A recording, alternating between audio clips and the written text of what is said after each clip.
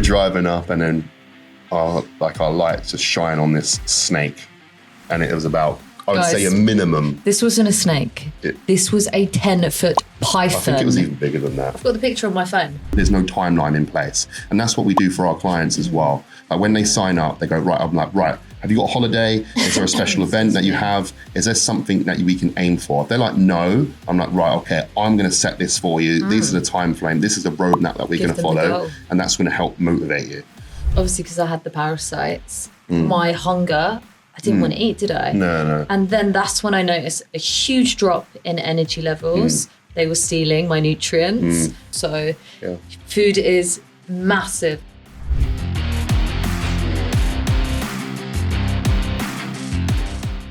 So guys, we are here. We have launched our podcast. So we are going to share you of our experience with living in Dubai, obviously living in the UK, and now living in Thailand. But also as well, we wanted to put this together because we wanted to put like a bit of education for you guys as well, because I feel like on social media, people complicate things. So here it is. I hope you enjoy.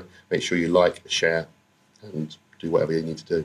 It will help us out. That's very good. That was good, wasn't it? Okay, so I'm going to dive into this. I have got my phone here with questions that I am going to ask you. So starting with question number 1. How did living in Dubai influence your fitness journey? Okay. And what was the fitness culture like out there? Because a lot of people haven't been to Dubai, and you're going to tell them why.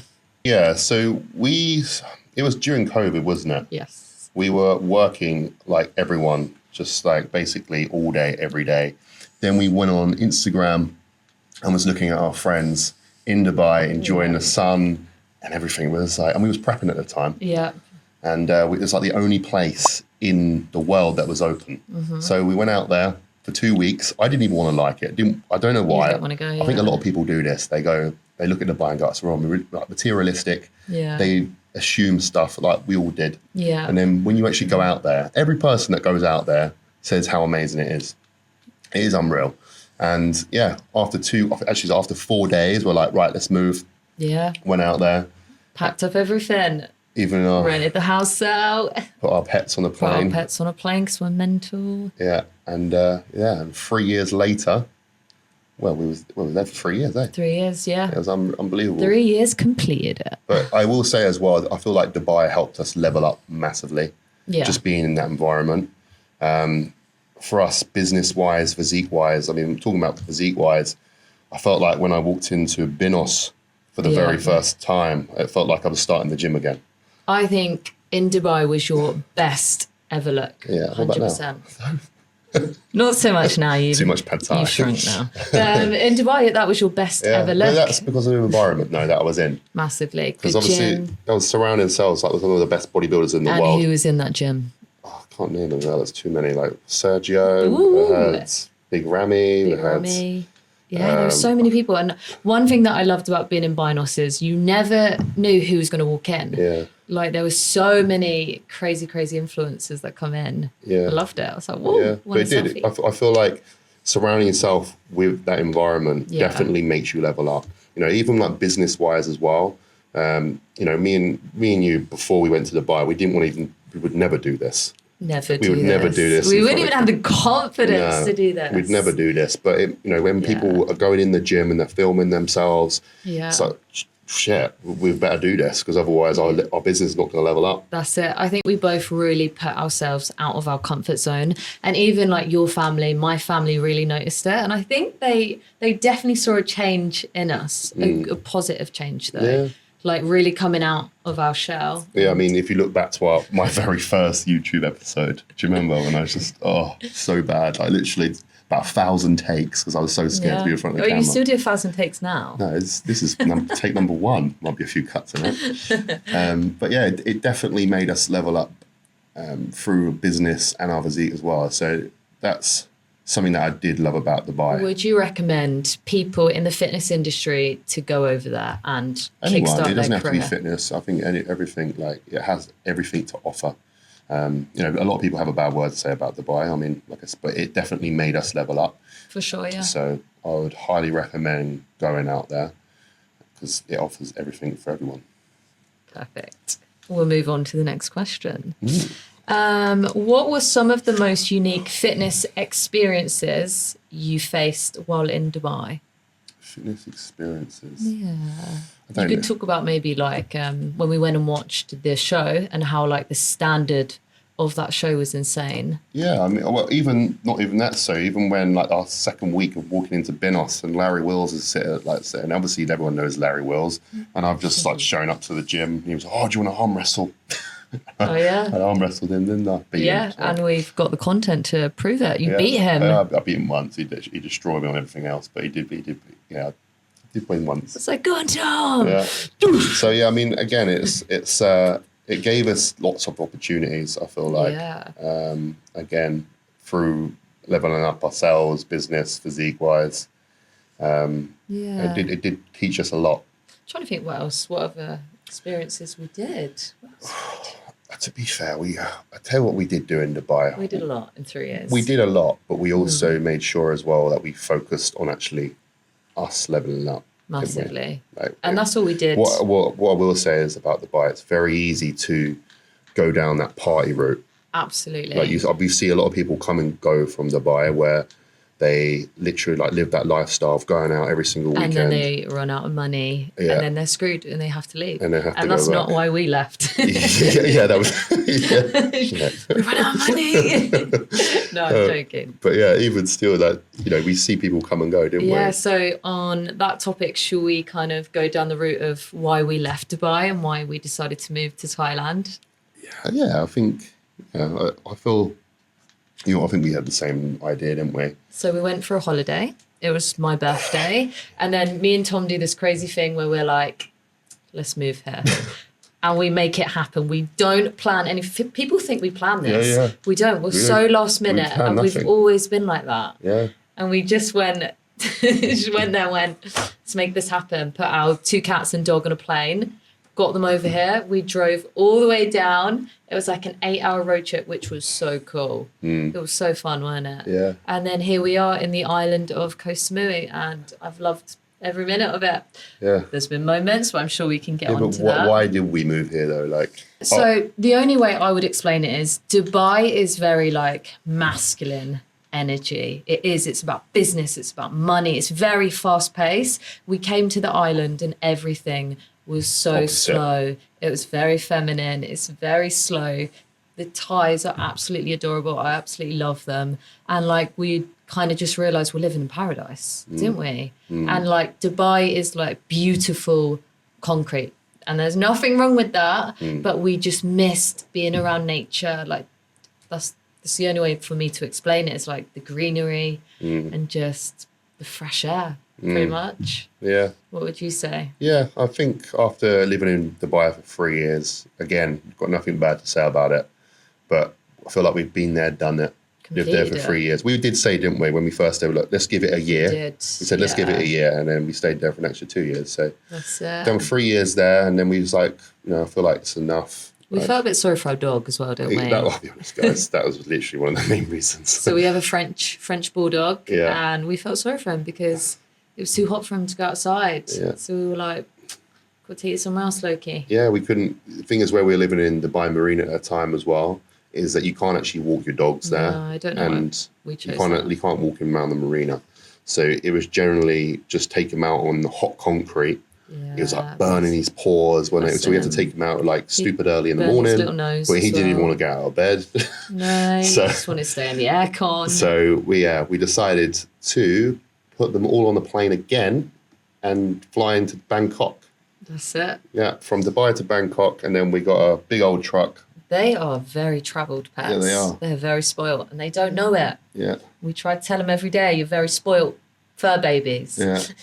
So yeah, then we had a road trip down to Surat. I'm going to murder this name. Surat Thani. I Surat Thani, I think it's called. think so, but that was so fun, wasn't it? Yeah, That was really good. unbelievable. I'd do that road trip again if we had to. Yeah, but that was generally one of the reasons why we did was because of our pets, just the way that we felt, Yeah. and I felt like we needed a change as well. And you save a hell of a lot of money in Thailand. That is one of the reasons as well, I'll Thailand be is honest. ridiculously cheap compared to Dubai. Yeah, but don't tell everyone because we don't want everyone else coming here. Yeah, the amount of money you can save on this island is ridiculous. Yeah. Okay, going to move on to question number 3. How would you say the lifestyle is different from living in Thailand to our lifestyle in Dubai? Yeah, okay. So that's another reason why we moved here, wasn't it? Yeah. Because in Dubai, it seems very... It was basically our life back in the UK. Very similar. Yeah. But in our spare time, you could just do more, couldn't you? Like, for example, there's lots more to do. But with Dubai, what I will say, everything was very expensive. Yeah. So, we went out maybe once or twice a week. Well, we were going out every week with our friends, weren't we? Yeah, every weekend we'll go out, Yeah. Just to restaurants. Yeah, so it was great. It's when it comes to Thailand, we can, you can afford to go out lunch, dinner, breakfast, lunch, and dinner. I would say we definitely do more activities on this island. Yeah, because it's cheaper and. So I personally think it's for us, it suits our lifestyle of what we want. And I'll be honest, I'm not very, I'm not materialistic at all. And I don't like. I think I was a little bit when we was in Dubai, but I think coming here, no one cares. I think I've completely changed. No one cares what you wear. No one cares what you wear. No one cares about designer brands. I wear this. Here. I could wear this to a fancy steakhouse wearing just... And flip-flops. Up right now, I have no shoes on. And do you remember that restaurant in Dubai that kicked you out because you were wearing jeans? No, I was wearing shorts. Shorts, but you weren't allowed... you weren't allowed to wear shorts. Yeah, I had to walk through. So bear in mind, no one actually told me you couldn't wear any shorts. So I rocked up to this place in Dubai. Everyone's all nice and smart. They're like, "Oh, Tom, you can't wear shorts." I was like, "Right, oh, brilliant. I'm sure they're going to let me in though." And they gave you these trousers. They gave me these trousers, which are like clown trousers. That's basically quarter lengths, weren't they? That would never happen in Thailand. And they made me walk through the restaurant with these nice trousers on. It's mad, isn't it? Yeah. Thailand, you just wear whatever you want. Wear whatever you want, as long as you're comfortable. Yeah, I think that suits us as well. But I understand why people like Dubai because they like those sort of things. But for us, I feel like, it just wasn't us fully. Little bits of it. And I feel like if I'm going to talk about the women and the high expectations of how they should look in Dubai, it's another level. Everyone loves looking after themselves. And I think that's really important. But with me, I felt like I got sucked into the Botox. I needed new outfits every single weekend, constantly getting my hair done. You were expensive. I think it was expensive. And you were expensive. Yeah, I'm not expensive now. I just braid my hair. Yeah. Get away with how long I can't wash it for. Get some dreadlocks. Oh, I don't think dreadlocks would suit me. Do you think? Yeah, give it a go. Might try it. Okay, moving on to the next question. What were the biggest challenges in keeping up with your fitness goals while setting it into your new life in Thailand? Biggest challenges. You settled down really quickly. Yeah. I struggled. Yeah, I'll be honest. I can just take my routine anywhere in the world and just settle in pretty quickly. Especially, like I say, you, the one that struggled, I think, the most, because we went from living in Dubai, everything was super clean, no wildlife. Very safe. Or anything like that. No wildlife. And then I just moved into my normal routine with just some wildlife around me, which I was completely fine with. We got to dig deep into the wildlife. So we moved into a villa in the middle of the jungle. Admit it was in the middle of the jungle. Yes. We got sucked in by this amazing view. No regrets, the view was amazing. And then at night time, it all suddenly came alive, didn't it? So the first night I was in the villa, I found a scorpion on the floor. And should we keep going? There was It was never ending. The second night, there was a snake. And they warned us about the snakes, but I didn't think, I was like, no, surely there can't be any snakes up here. There was a massive snake. Oh, I used to find them daily. There was times where I haven't told you this, but to tell the world. But like I would literally get up in the morning and Yeah. before you, Yeah. and I would find snakes in their apartment while the cats are fighting with them, You're and I'm only literally telling me that and I'm getting them out. Oh, Because Jesus. I was like, oh, I better get them out before she wakes up. But I can tell you this now because we don't live there. So. That villa was wild. We don't live there anymore because, well, the reason, do you want to tell the story why we actually left? Oh, well, one of the reasons. So, one of the reasons why we actually left that villa, I think it was the final straw. Yeah, it was the final straw. We were coming back one night, I think it was about 10 o'clock at night. And where we lived, you have to basically, it's like there's no lights or anything like that. So it's just pitch black. Obviously, you just got your light on your moped. And we're driving up these like roads in the jungle, passing Bill the Bull. That's another story. Basically a big old bull that lives in mud. Get to the point. Yeah. This is better than the bull. We're driving up and then our lights just shine on this snake. And it was about, I would say a minimum. This wasn't a snake. This was a 10-foot python. I think it was even bigger than that. I've got the picture on my phone. Yeah. About 10 videos of you driving up to it. Yeah. I jump off the motorbike. Thank God there was a car behind us. Yeah, Jumped straight into that car. I was gone. I was jumped not in some getting stranger's car. I was not getting eaten by that thing. I was till this day I am traumatized. Yeah, it was pretty I'll tell you what, when you actually see something like that in real life. Oh my God. Like obviously we've all seen snakes in zoos on the telly, the but zoo, when you actually see it in real life, in the dark, it's like, whoa. It's like It was terrifying. It's mental. I still dream about that python. Yeah. I dream about it. But then all the locals come running down because they heard you screaming, Yeah, didn't they thought did. you'd been attacked. Literally. And all coming down with like their torches and stuff, not like fire torches. But then a dog comes up and then like real close to her, and I thought it was gonna. I ran up the hill at that point. Yeah. But then I realised I'd ran up this hill and it was pitch black and I still couldn't see anything. And I thought, oh my God, maybe it's got like a friend he's waiting for. But it even gets even worse. Then when we got back and all the way to our apartment and noticed that the electric was all out. So no lights, obviously. There were no multiple power cuts in this aircon. villa. Yeah. Oh my So God, and then we just basically, Aston was just standing very close next to me until the lights come back on. I hate it. I was freaking out. We was very close to going back home. I think just after 2 weeks moving to Thailand, weren't we? Yeah, we were going to pack everything, go back to Dubai. That was my little safe bubble. Nothing was getting me there. And then you brought me to this island. Yeah. Scorpions, pythons, I surprised giant though. lizards. What did we call it? There was a name you called it for me. Character building. Character building. So yeah, if any crazy things worked? going on in your life, Has it worked? you call it character building. I feel like you are a lot stronger person Mentally now. stronger? Yeah. I think it took me good 6 months. But now you're better with to animals. Like you see like a resilience. spider on the wall, you're like you used to go, but No, now you're like, oh, there's a spider on the I wall. still now. do. I will kill it. You'll kill it now. I'll throw something at it. Yeah, all right. That's Hate better. them. You're dealing with it So better. bad. I hate See? spiders. Character building. Told you you'd improve. Snakes and spiders. See, being with me, admit it, has leveled you up. In what way? Every single way. Do you want to tell him the story of the huntsman on the wall? This will traumatise anyone. So one night we were just obviously sitting there watching telly, had all the lights off, and we're just chilling. We're watching something in bed, and I'm just look over to the left, and I just see this huge spider, like the shadow out of a movie, like Harry Potter. You know, one of those fucking spiders. It's like just climbing. Is it called Aragon? Aragon?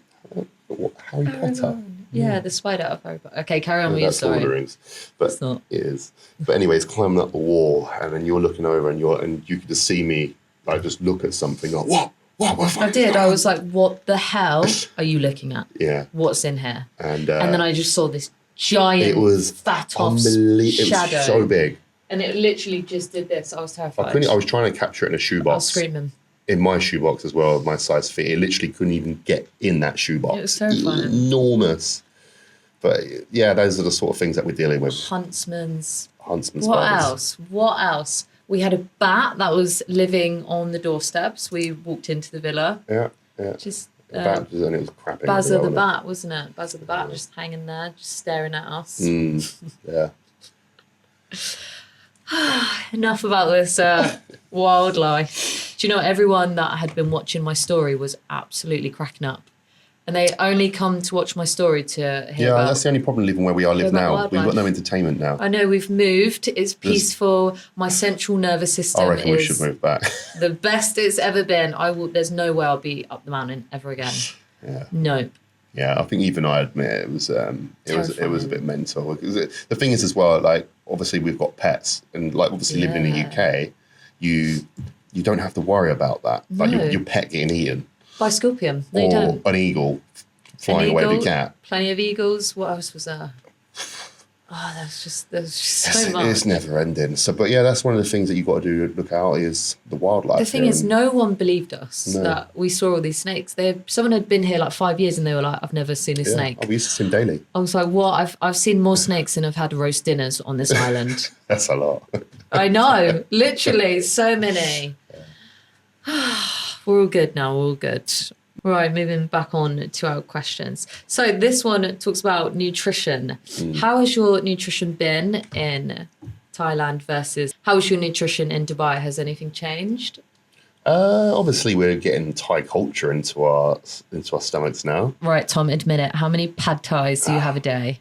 All right, for the last 3 days, I haven't. Oh no, I had one last night. You're full of shit. I have a pad thai every day. Yeah. Yeah, and I've started to join you on that. Yeah. Apart from I'm intolerant to eggs and nuts, so I have to take that out. Yeah. But it's still really good. Yeah, to be fair, our diet wherever we go is pretty decent. How much do you pay for the pad thais? So yeah, we pay 100 baht, don't we? 100 baht. No, 80 baht. 80 baht. 80 baht, which is about £2. That's wild. About £2 from it, and it comes out and it's huge, unbelievable. It's absolutely enormous. And then most of the time as well, we do go to meal prep for us. Meal prep Samui. Definitely the best place on the island to go and get your absolute safe food. Love it. Love meal prep Samui. Eat it every single day. Yeah. That is and one other place on the island. So if you're coming to Koh Samui, coming to this island, meal prep Samui. They've got two. Good plug there. I know. I'll promote them because I love them. The food is amazing. Yeah.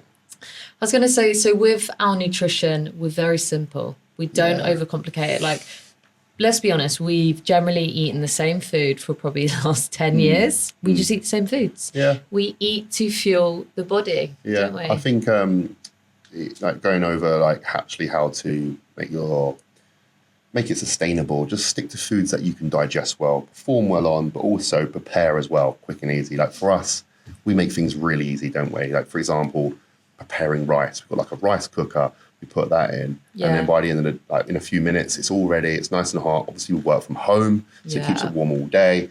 Chicken in an air fryer. Yeah, like we literally eat the same food all day. We'll let them in on a little secret.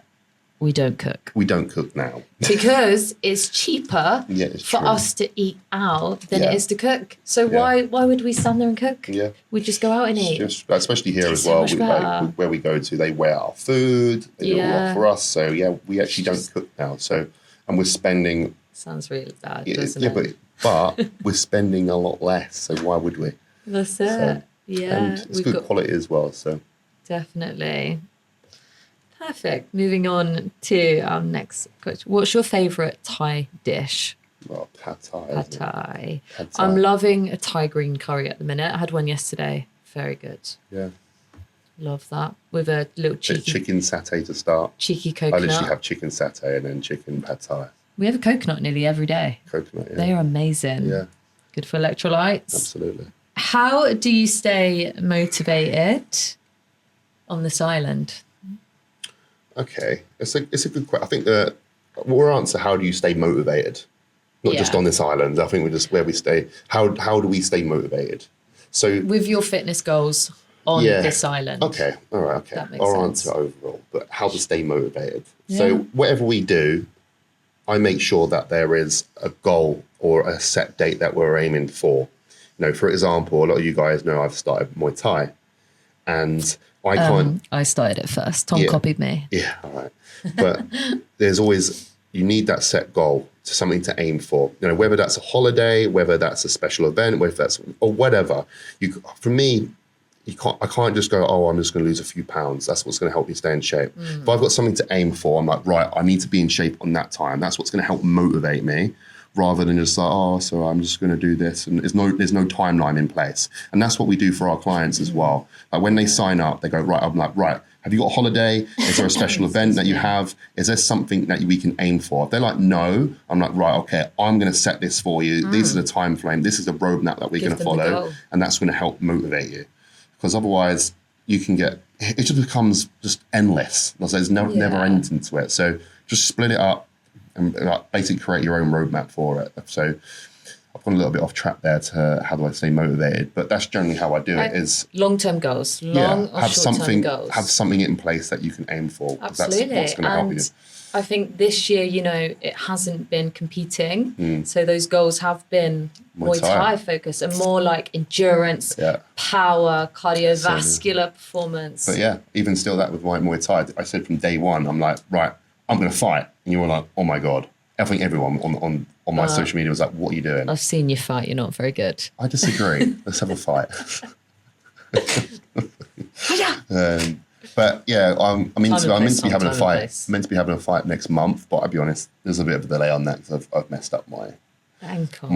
But I'm hoping, who knows, maybe in the next few weeks. Do you think you're ready for a Muay Thai fight? I do think so. And how much do you weigh? What's that got to do with it?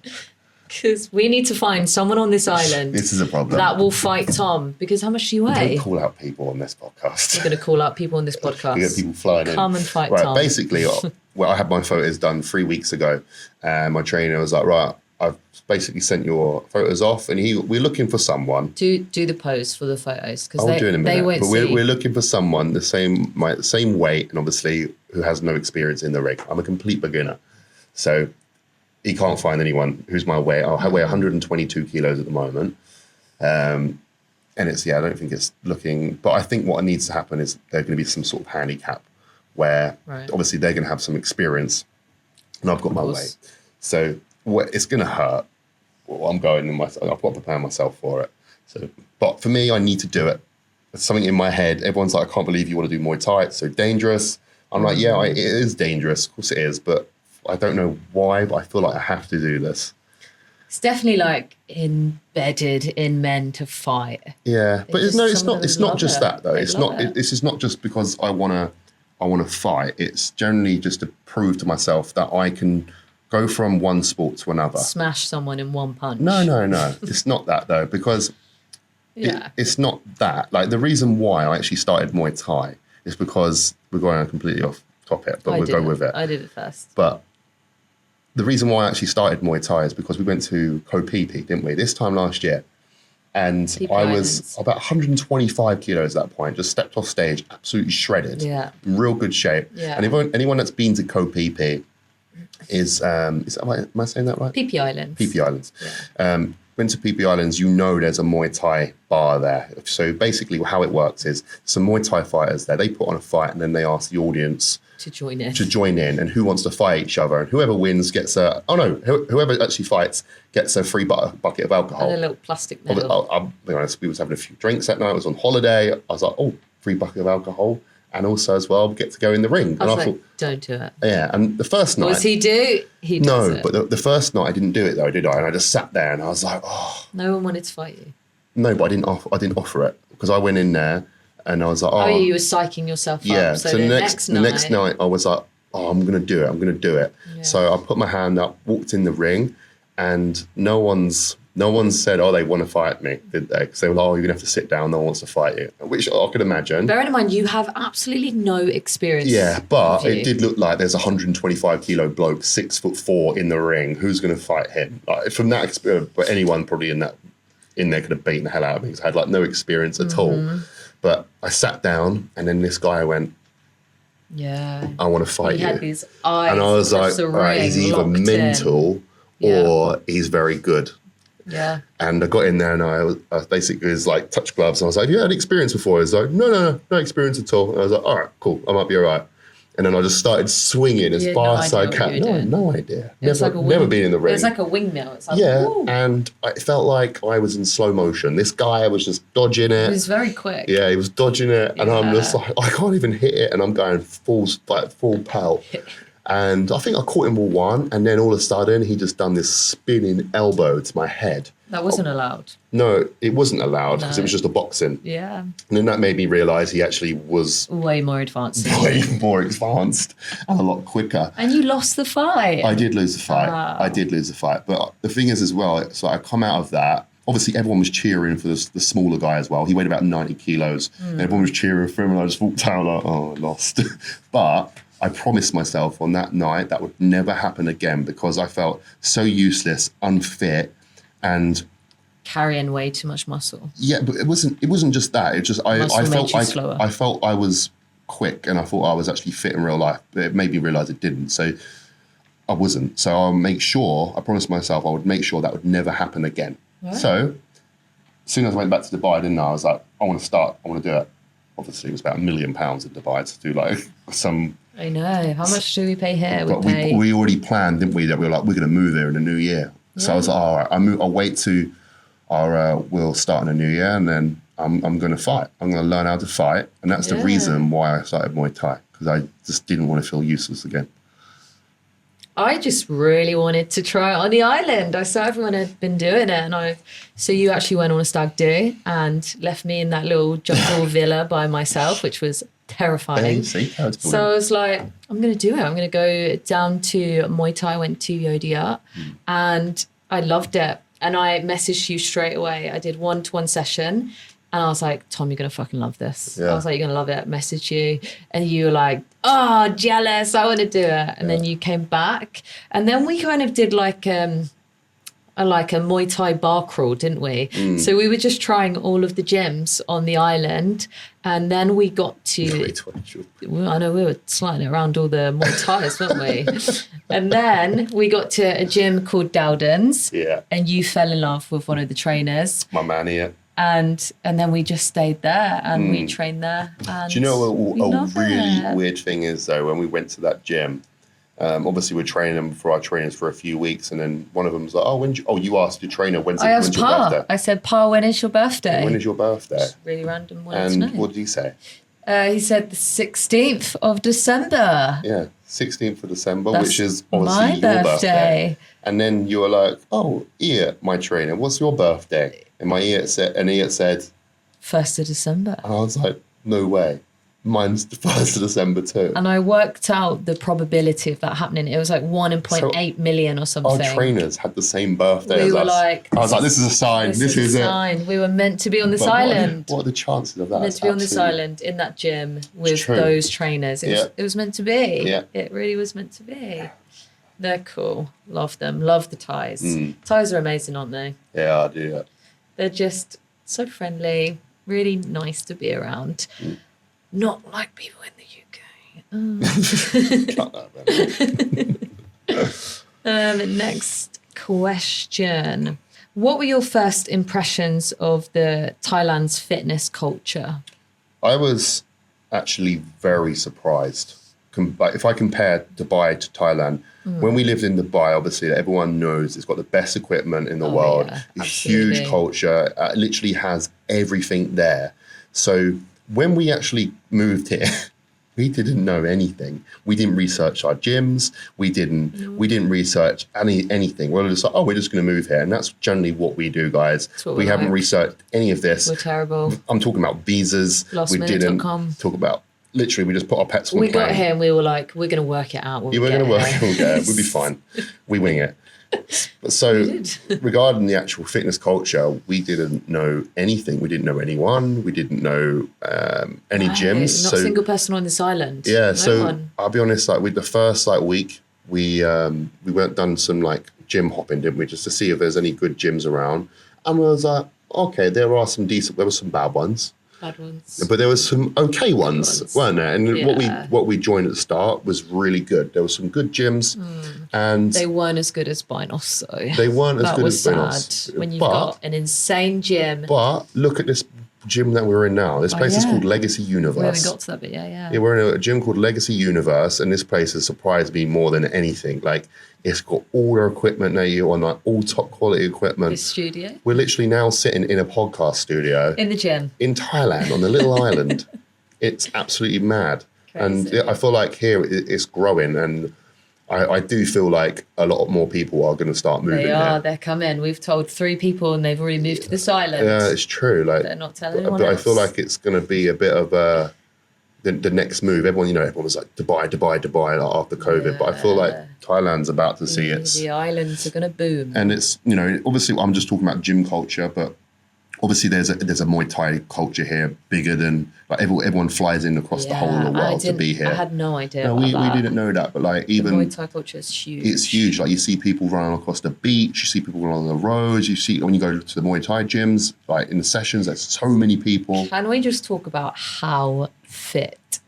And I'm talking stamina, endurance, cardiovascular. Yeah. How fit are people who do Muay Thai? It is next level. Yeah, again, when doing Muay Thai, it was a wake-up call. I feel when I started it, I thought I was fit. Like I come from a running background. Obviously, that was years ago before I put on some size.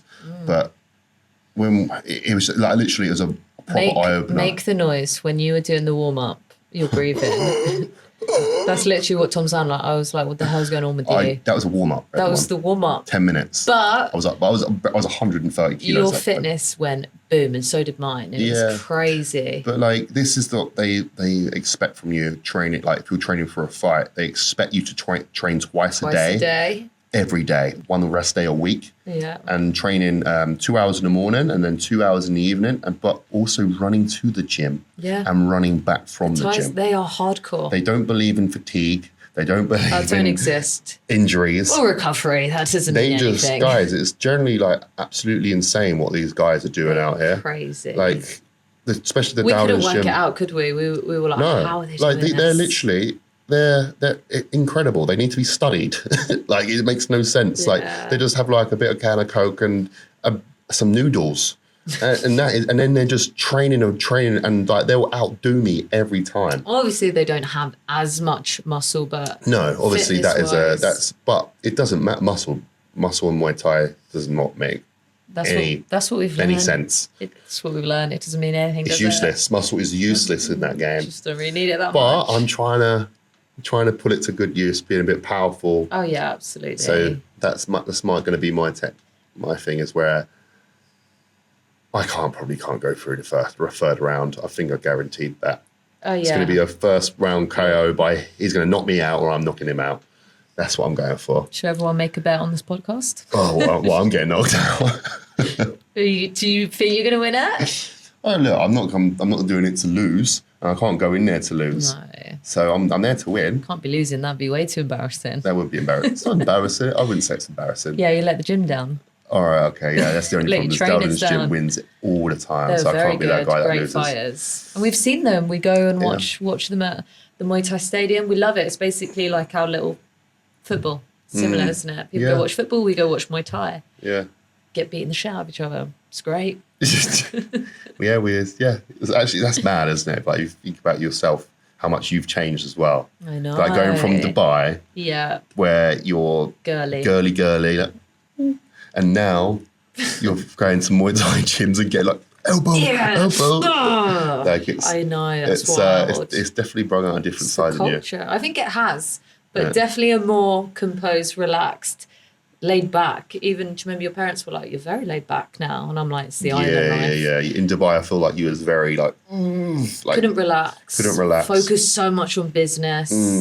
Yeah. And now, I think that's the same for both of us. Though I feel like we've come here and we're sort of just like chilled, enjoying Thai life. Living in Asia. Yeah, it's definitely a change. It's a lot slower on this island. Dubai would go so quick. It'd be like.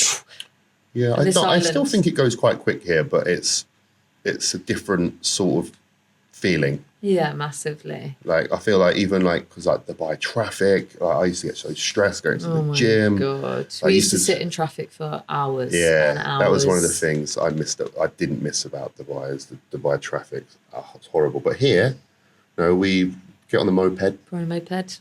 And then takes us about 10 minutes to get to the gym. That's it. Really quick. Nice. The island's quite small, isn't it, really? It's like, if you want to ping around, it's like 10 minutes everywhere. We love it. Yeah. We love it.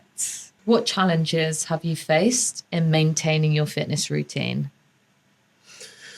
Oh, yeah. I think it's not really answering that question, sort of, but I think the biggest challenge for me was going from bodybuilding training and realizing, obviously I've changed my goal, that bodybuilding training wasn't actually going to help me towards my new goal. And I had to change up the way I trained and actually step out of the gym. And I think for most bodybuilders, that would actually terrify them. Absolutely. Where, for years and years, like for the last, I don't know, forever long, all I've been doing is just trying to get bigger and bigger and bigger and bigger.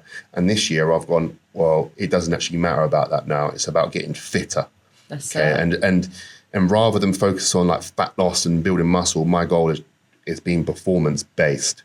And for me, I'll be honest, at the start, I really struggled and I couldn't get out of it. I'd still come in the gym and do bodybuilding, but I'd train less. But it was really affecting what I was doing in Muay Thai. Like, for example, I'm going to have like a big chest and shoulder session. And I'd turn up to the Muay Thai session and my shoulders, I'd be so fatigued and aching. I was like, I've got to change this. Like, if I really want to improve, I've got to change it. Now, that was probably my biggest challenge, is having that change between my training. And like I say, for a lot of people, I think they would really struggle with that. But I just wanted to prove to myself that I could do it.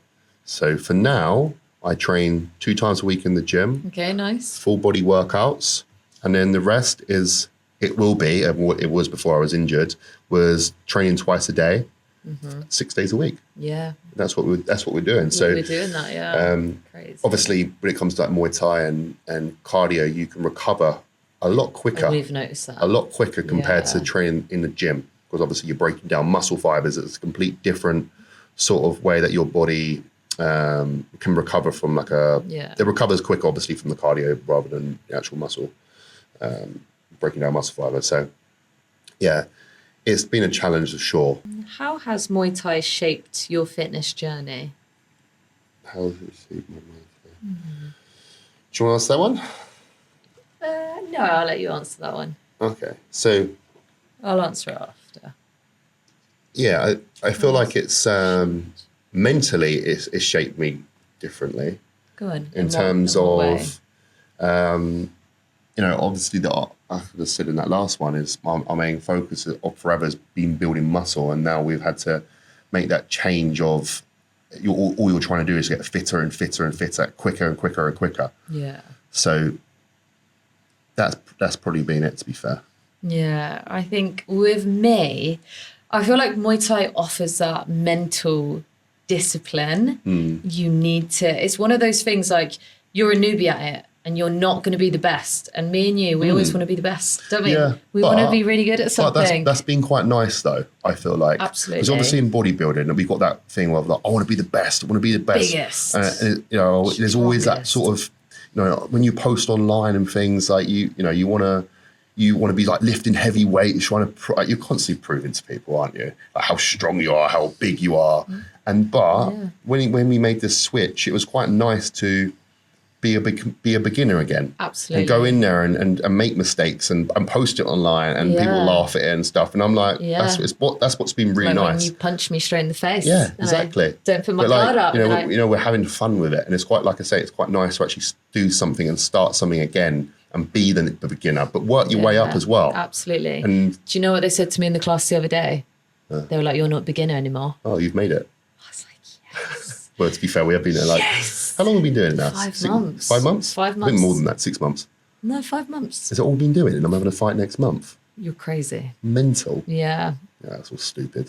But going back to it, like, I love learning the technique. I love getting fitter and proving to myself that I can actually last, 5 rounds. Yeah. I love it. It's 100% a mental battle, Muay Thai. Yeah. And I've never been punched in the face before, have I? So for me, it's actually like how my confidence has come on massively having it. Like even my first session, they would start sparring and I would go and hide, like the other side of the gym. I'd be like, no, not for me. Yeah. What have I done now? I've brought a headpiece, a headgear to make me more confident. You look like a gladiator. I look like a gladiator. So when I get punched, I'm not scared. Yeah. So, 2025, you might see me in the ring. Oh, yeah. If I've built my confidence up. You've heard it here first, everyone. Exactly. You've heard it here first. I've just got to build my confidence. Find your opponent. I might put you in the hat and just get the I 100% would fight, but I want to go into that ring knowing I am absolutely confident within myself that I can attack and defend. If either are crap, I'm not ready. And I know I'm not ready yet. And I will respect the trainer, his decision. I can't believe you actually think about having a fight. I'd love to fight. Oh my God, you have changed. I have changed 100%. I would never Aston say Westphal's this. going in the ring for a scrap. Never say this in Dubai. Yeah, but you have to remember the beauty of Muay Thai. It's not just a scrap. It is. It's not a scrap. It is a composed.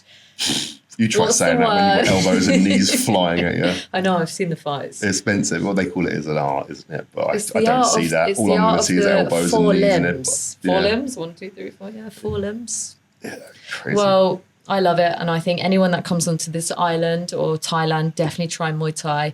Test your fitness levels. We've got clients that have seen us do it and now they're trying it. And I think that's amazing. You know, we're inspiring them to try a new sport. Yeah. Definitely. I love it. I think I as well, obviously my goal at the start of the year, wasn't it? It was to compete in bodybuilding and then do a Muay Thai fight as well. Yeah. I actually worked out. It was going really well, I'll be honest, at the start. Well, for me. I was training not going 5 days a well for week me. in the gym, and then I was doing 4 days a week Muay Thai.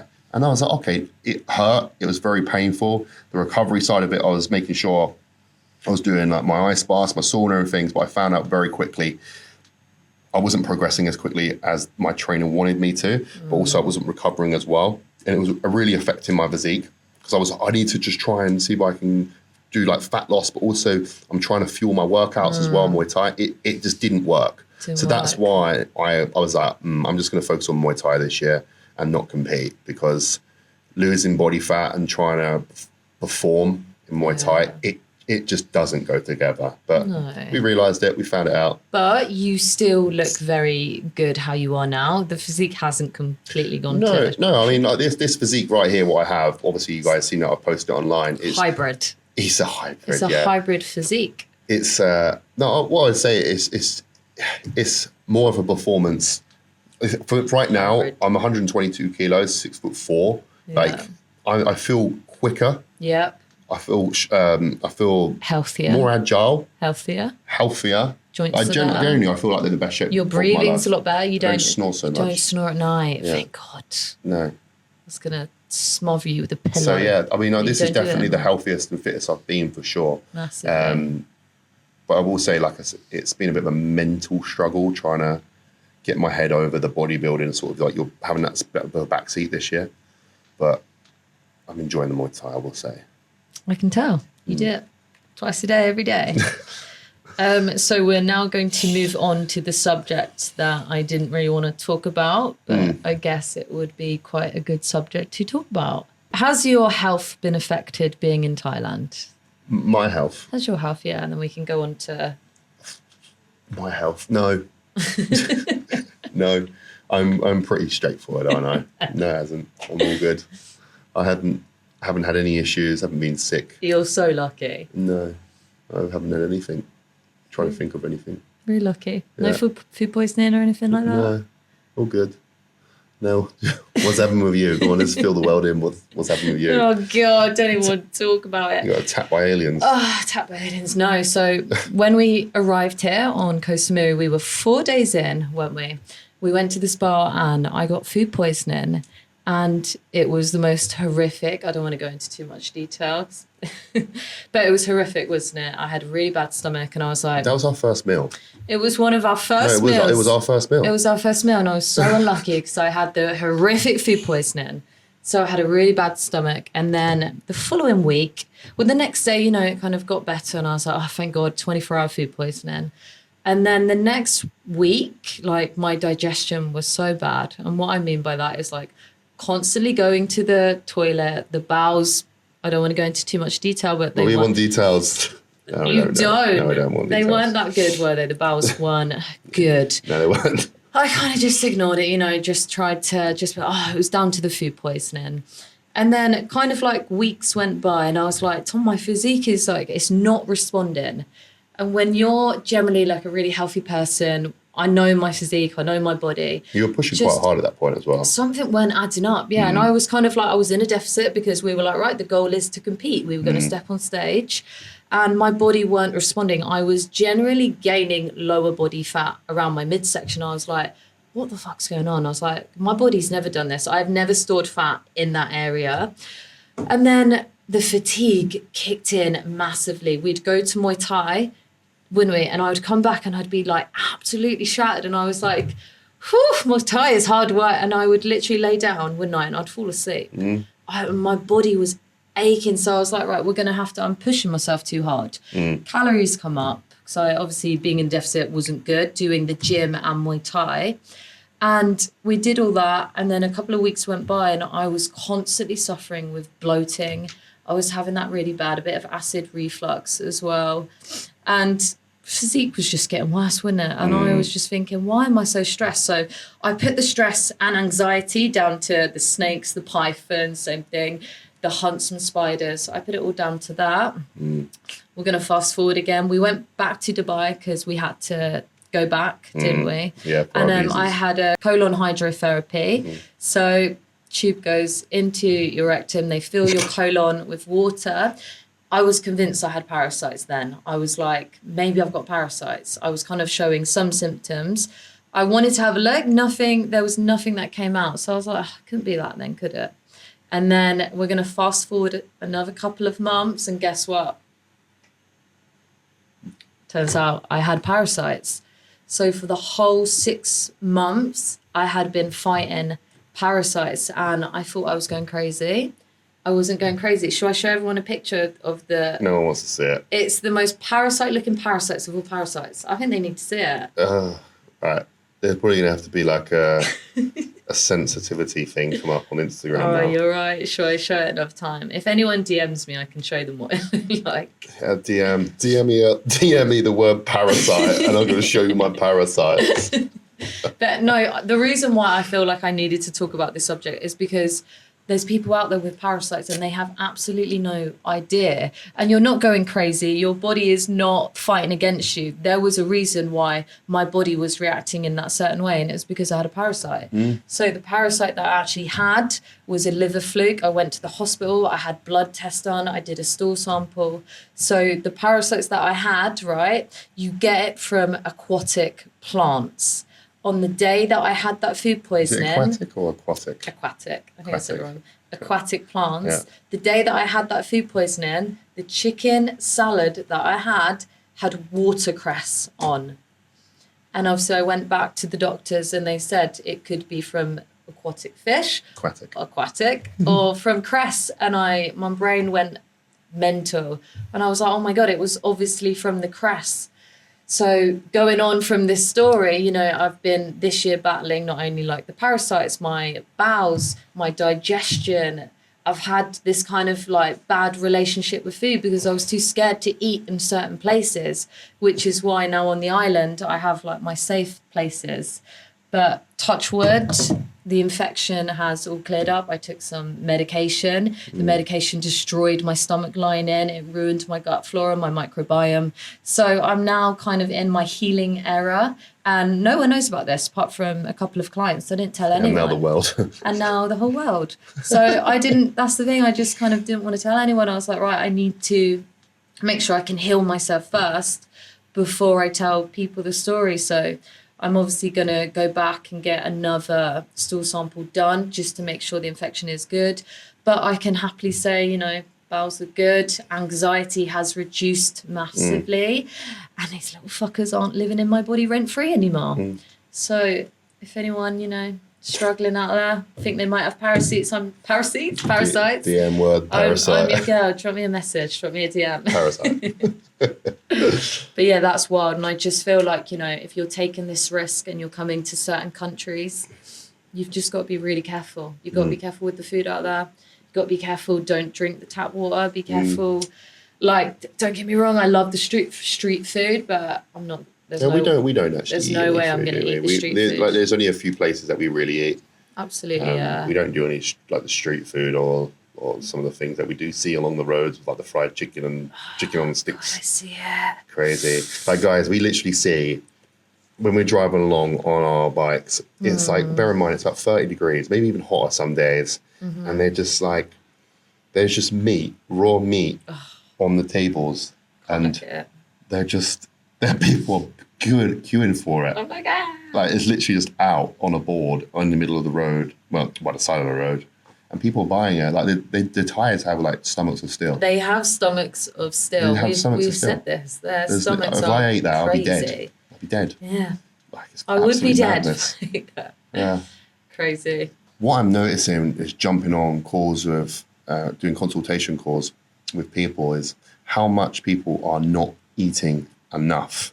And then they complain about they have no motivation, they're feeling tired, and they're not making the progress or seeing the progress in the gym that they should be seeing. And I'm just like, guys, it's your food. Like, you're not eating enough. Massively, but the problem is like they have no appetite. And that's generally because their metabolism has slowed down. So it can be a bit of a sticky point when you are this person. You know, for example, if you eat like once or twice a day and you're just like, I just have no appetite to eat anymore, it can be really hard. But you need to make sure that you're doing everything you can to try and speed that metabolism up. Obviously, then the first thing is going to be exercise. You know, get in that gym, like, or even go out, get walking, get your body demanding that food, get that appetite increased, and then you'll be able to get that food in. Because food is fuel, guys. If you're not fueling your body with what it needs, you know, with everything, I'm talking like vitamins, minerals, your proteins, your carbs, everything, then you're not going to feel 100%. So just need to make sure that you get that in. Because if you're doing that consistently, that's when you're going to see those results. So it starts with your food. It's so surprising of how many people really underlook that. Like, just think, oh, I can eat 1 meal per day and I'm going to lose all this weight. Like, feed your body and watch yourself progress. Do you know what happened with me though? So obviously, because I had the parasites, my hunger, I didn't want to eat, did I? No. And then that's when I noticed a huge drop in energy levels. They were stealing my nutrients and I didn't have the energy. I couldn't train. And then that's when I noticed as well, like my physique was just going to shit. I looked awful. And I lost muscle this year. I did. I looked awful. So food is massive thing. Yeah, I think so many people overlook stress when they're trying to reach their goals. Like, if you are highly stressed, your body can become very insulin resistant, making it very hard to lose and drop that body fat. Yeah. So we've seen it so many times. We've seen it with our clients. With like, if they've got like personal issues going on in their life, or, you know, that they're, you know, in a prep scenario or even a fat loss scenario where they're doing a high amount of cardio, you know, the food is really low, and then they've got personal issues going on in their life. Their sleep's terrible. They're just not dropping body fat. You know, and like, we're like, okay, what's going on here? And obviously they're not telling us other personal factors going on in their life. But some do. Yeah, some do. And that's but like, as a coaching perspective, that's when you have to build that relationship with your client, get them over time to open up. And they generally do. Like, our clients tell us a lot of things. Yeah. Like certain things that they probably don't even tell their own family members. Like, they really open up with us. And when we have that detail and we know what's going on, not outside the program, we can really try our best to and if your body is highly stressed, guys, like, you have to pull back. You can't just go, right, okay, you know, I'm doing all this cardio, I'm on very low calories. Where are you going to go? Like, where are you going to go? Like, you can't just go, right, I'm going to do more and more and more. Your body's highly stressed already. So you need to pull back the intensity of the program. That could be for your cardio, it could be for your training, or even have a whole rest week. Like, deload yourself, bring down that cortisol, and then your body will then start responding. You know, for example, what we would generally do is go, right, okay, we have a few days rest, decrease the intensity of your program. Here's more food, and then the cortisol will start to drop, and then that's when your body starts seeing like that response that we need. So just gives you like an idea of how we would deal with stress. Yeah, and you know, I feel like we are sort of people where people feel comfortable enough to tell us what's going on, and when we know about that stress, that mental stress, it affects everything, doesn't it? If your mental stress is high, your body's not going to respond. Yeah, absolutely. And also as well, like when you were saying about like clients trust us, 100%. I will say there are some that don't trust. Like, I feel like even with everyone, they don't want to let us down. Yeah, that's what it is. It's not that they don't trust us. Yeah, they don't feel like want to let us down. They don't want to let us down because we're passionate. We want you to do well. You've come to us because it's a service, and we want to give you the best service that we can. We can't do that if you're not being honest with us. Yeah, exactly. And that's honest. When you have a coach, make sure you are honest with them. Absolutely. Like, don't feel like you can't tell us. You know, we're all human. Like, a coach should and a client should be like working as a team. So, for example, if you fuck up on your diet, you've had loads of biscuits or whatever, been drinking on the weekend. We need to know about it, because when you check in and your weight's gone through the roof, we know. Like we know. Even if you think you don't think we know, we know. But for example, if your calories, we're like, right, okay, our weight's gone up. Oh shit, I followed the plan. I'm doing all this. It makes our job really hard, because we're looking at going, right, we need to now increase the intensity of your plan through your cardio, whatever. And assess other things, Are we looking at your hormones here? Like, what route do we go down? Because your body should be responding. Make it easier for yourself. Tell us the truth, because otherwise, we could increase the intensity of the program and then it becomes unsustainable. And you're like, you couldn't even stick to that, what we was doing in the first place. So now you've just created this program. You can't actually tell us, if you've done it or not. So always be honest with your coach, because that's the ones that get the best results are honest with us. They follow it to a They go, T. I fucked up this weekend. I had this and that. I'm like, right, no problem at all. Well, we're going to do this instead. That's it. It's like, not even that. They've just followed it to a T. They're really, really good. Yeah, good but clients. you do have those ones where you do have your unicorn clients for sure, where they can just stick to it. But it's because they do communicate. Yeah, they go, right, I'm tired, I'm hungry. I'm like, cool, no problem at all. Let's do this, rather than just sitting there like, oh, I'm hungry. I'm going to eat all the biscuits and not say anything. Don't be that client. Don't be that client. Yeah. Thanks, guys, for watching and listening into our podcast. If you want us to do another one, then drop us a message and let us know.